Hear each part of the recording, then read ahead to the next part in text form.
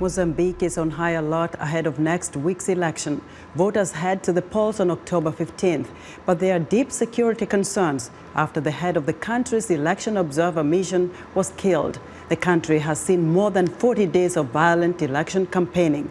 VOA's Amancio Vilanculos is in Maputo with more. After the killing this week of an influential human rights activist, national observers live in fear.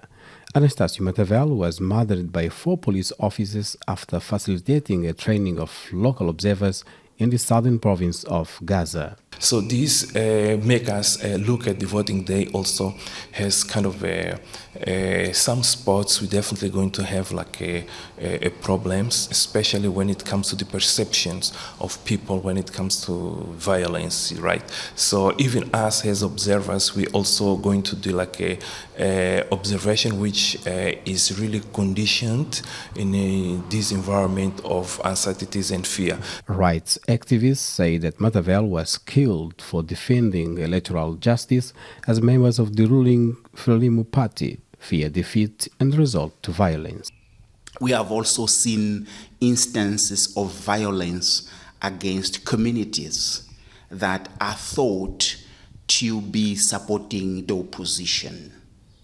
So they suffer all kinds of intimidation, but it goes as bad as to make their life really difficult in terms of access to water, access to basic service that the state fails to deliver.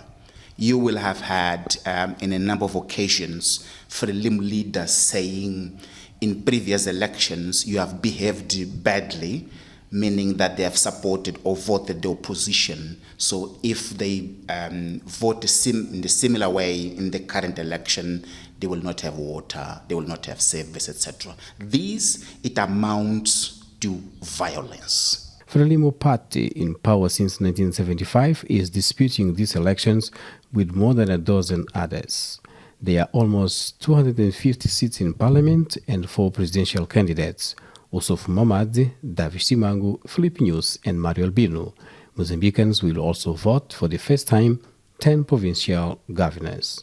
Mozambique has large gas reserve, but half of its 28 million population live with less than $2 a day, and members of the ruling party are accused of using government positions for self-enrichment.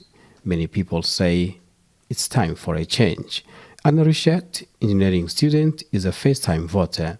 Primeiramente, governo fora da corrupção, que vai disponibilizar mais escolas, emprego para os jovens, mais hospitais, principalmente para quem estão nas zonas recônditas.